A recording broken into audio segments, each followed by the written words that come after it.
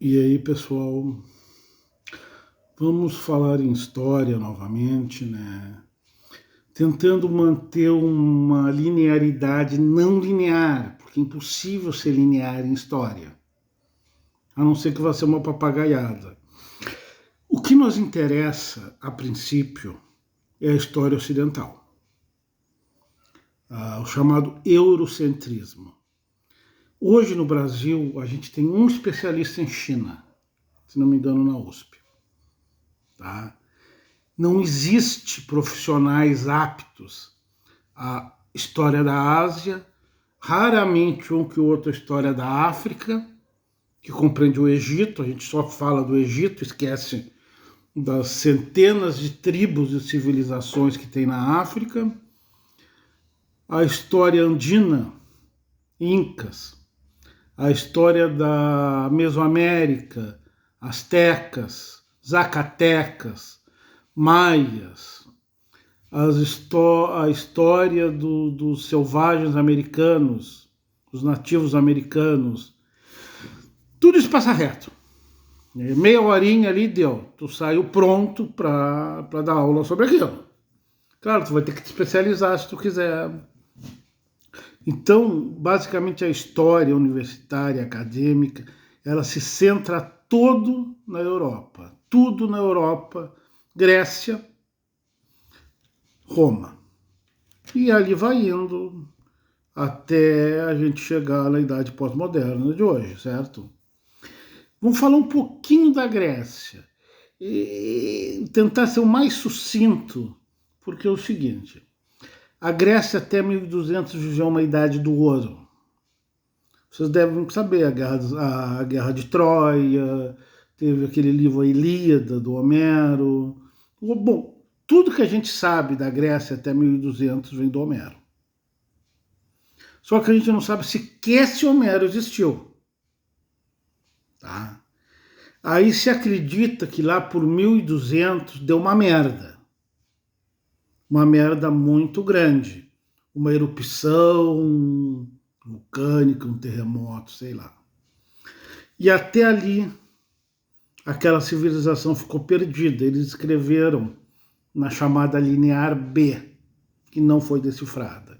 Aí teve mais ou menos 700 anos de Idade das Trevas, que foi de 1300 a.C., ou antes da Era Comum, até o ano 600, quando surgiu Solon, o legislador, que começou a criar leis. Atenas cresceu, Tebas cresceu, Esparta cresceu, não sei como, que era só sodomia, mas sodomia masculina. Mas, enfim, Atenas também era.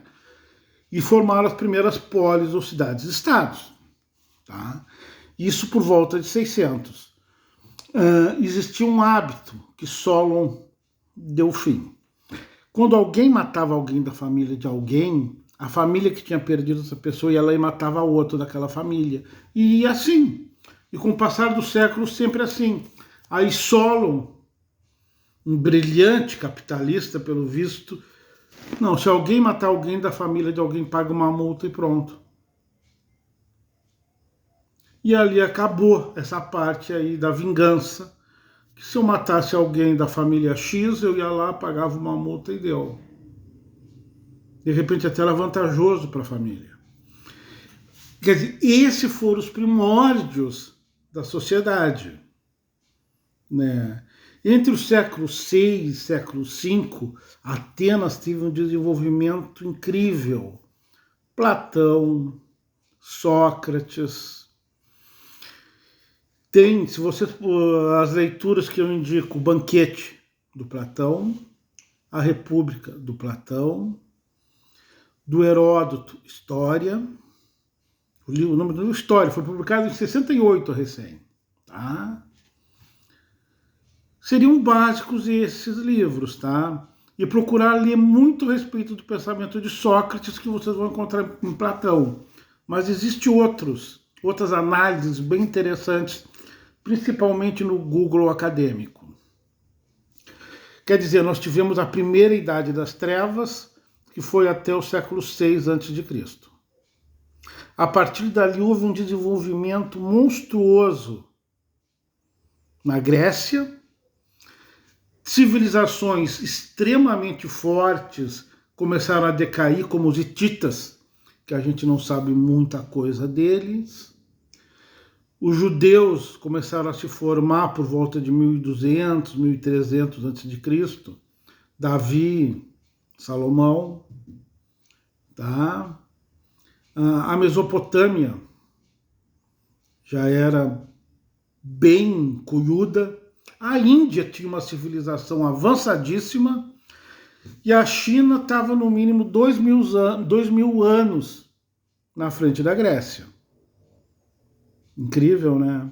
Só que isso não se fala porque a gente é eurocêntrico. Só interessa o que aconteceu na Europa. E esse é o grande problema da história, que a gente vai tentar mostrar as outras faces, né? O Japão ele é um misto de um povo, os Ainos, que existiam lá, mais chineses. A Coreia é um misto de japonês com chinês. Todos tinham civilizações extremamente avançadas, né? Os persas, que seria o Irã hoje, a Mesopotâmia, seria o Iraque e a Síria. Uma das cidades, ou se não a cidade mais antiga do mundo, está na Síria, Alepo. E Alepo é bombardeada, Alepo tem 7.000 anos de história confirmada e é bombardeada até hoje. Ura, entre outras cidades. Tá?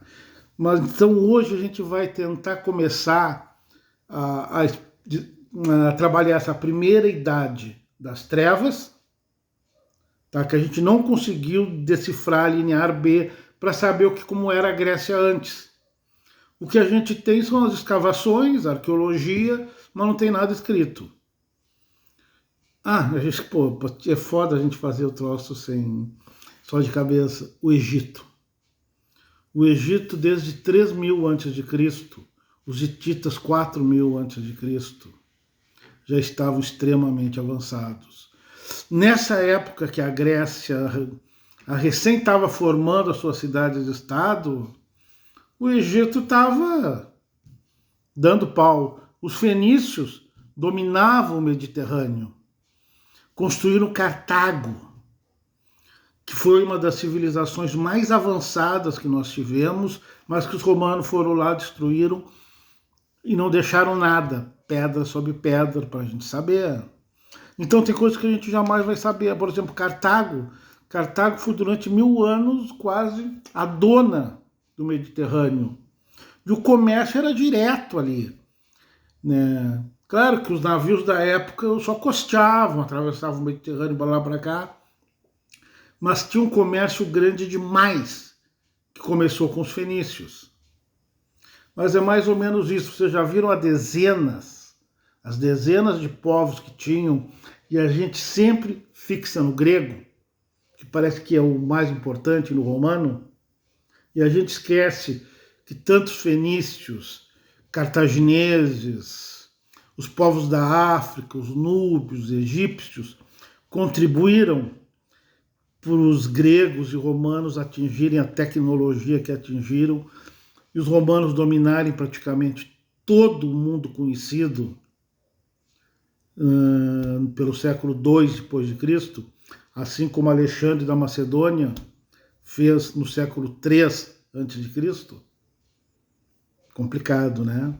Mas vamos indo devagarinho, que a gente vai tentar colocar vocês de uma maneira que vocês sejam críticos em relação à história, entendam que toda ela é uma construção para satisfazer os governantes. Toda ela é uma construção para criar heróis. Não existem heróis. Nunca existiram heróis. E talvez nunca vão existir heróis.